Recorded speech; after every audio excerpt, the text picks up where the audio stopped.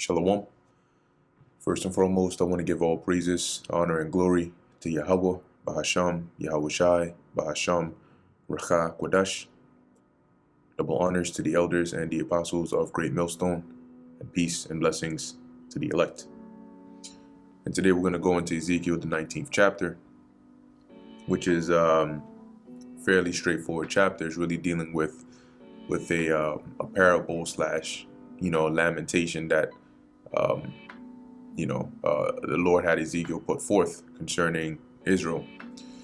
And in the 18th chapter, just to do a brief recap, the Lord was letting Ezekiel know that he was going to put to cease that saying in the land of Israel concerning how the Lord was going to judge.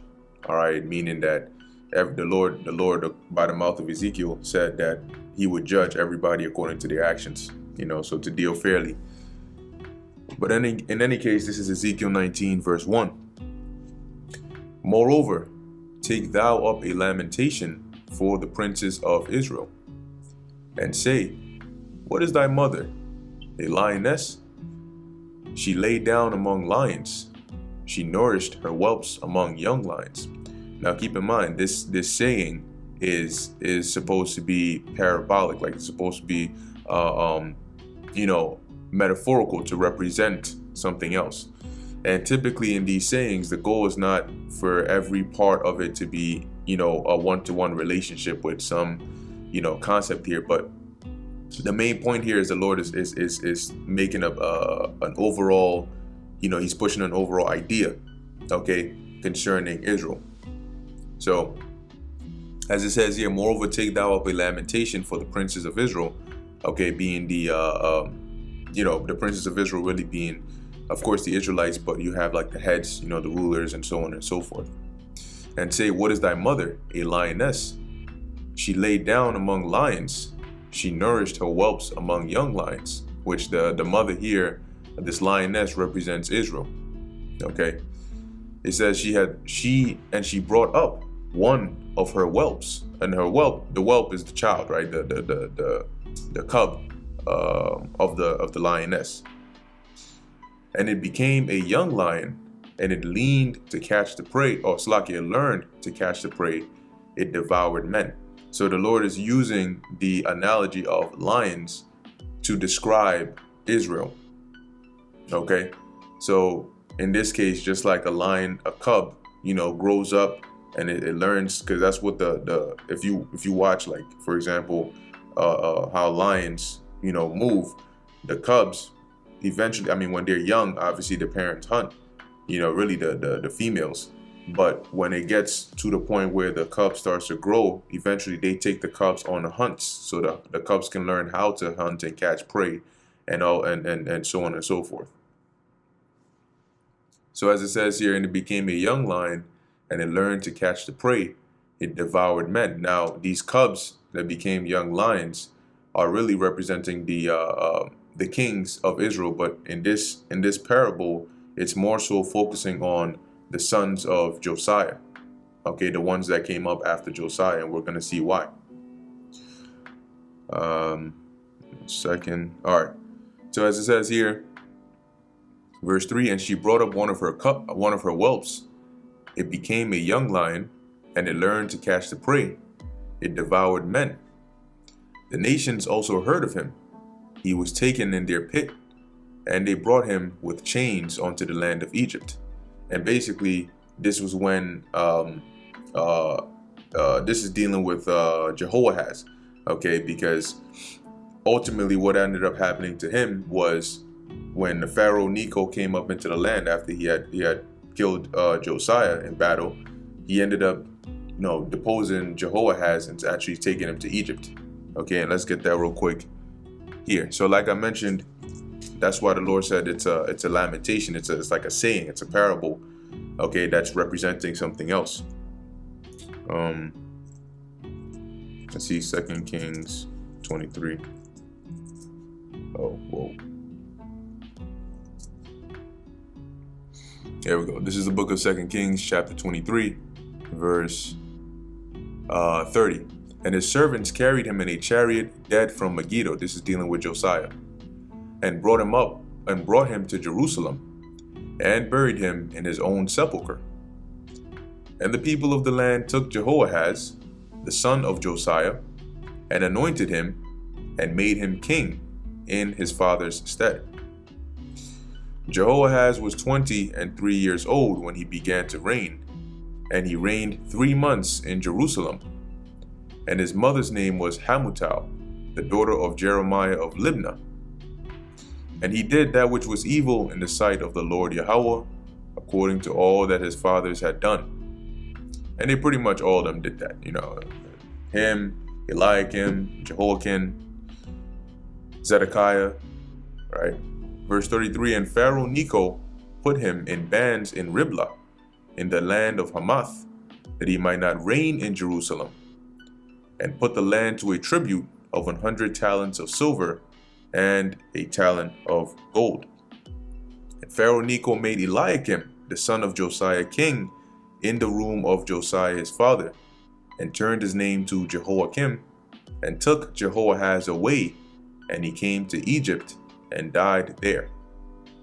All right, so that's in that first cub that became a lion, that then got taken in the pit and brought in chains to the land of Egypt, was dealing with Jehoahaz, which I believe his name was Shalom, prior to being changed to Jehoahaz. So it says here, verse 5, now when she saw that she had waited, and her hope was lost, then she took another of her whelps, and made him a young lion. And he went up and down among the lions. He became a young lion, and learned to catch the prey, and devoured men. So basically, after Jehoahaz was taken to Egypt, Israel ended up setting up another king, or really in this case was Pharaoh Necho that put up Jehoiakim on the throne. And so it was in such manner that Jehoiakim reigned for a while. He did evil. Then when Nebuchadnezzar came, Jehoiakim ended up dying. Some sources say he ended up dying in the siege. Okay, but long story short, Nebuchadnezzar, the next king that came up was the son of Jehoiakim, which was Jehoiakim or Jeconiah. All right, which he also reigned for a period of time, and then he got taken captive to Babylon. All right, so it says here, verse 6, and he went up and down among the lions. He became a young lion, and learned to catch the prey, and devoured men. And he knew their desolate palaces, and he laid waste their cities. And the land was desolate, and the fullness thereof, by the noise of his roaring. Then the nations set against him on every side from the provinces, and spread their net over him. He was taken in their pit. And they put him in wards and chains, and brought him to the king of Babylon. They brought him into holds, that his voice should no more be heard upon the mountains of Israel. And what ended up happening was, like I just mentioned, in this case, you could say this could represent Jehoiakim, who was taken captive to Babylon. Okay, and he was there, he was put in prison over there until later on the Lord put a spirit on another Babylonian king, I believe it was Amel Marduk, to take him out of that prison. Okay, but like I said, this is a metaphorical. Okay, but in a blanket statement, it represents how Israel ended up setting up one king. He got taken into Egypt. They set up another one. They got taken to Babylon. Okay, and so on and so forth. But it's just using the analogy of a lion and a lioness and her cubs. Verse 10, thy mother is like a vine in thy blood, planted by the waters. Which when you some of the other translations have this as a vine in thy vineyard, okay, planted by the waters. She was fruitful and full of branches by reason of many waters. And she had strong rods for the scepters of them that bear rule. And her stature was exalted among the thick branches, and she appeared in her height with the multitude of her branches. So basically representing Israel, how at one point we were flourishing, right? We were good.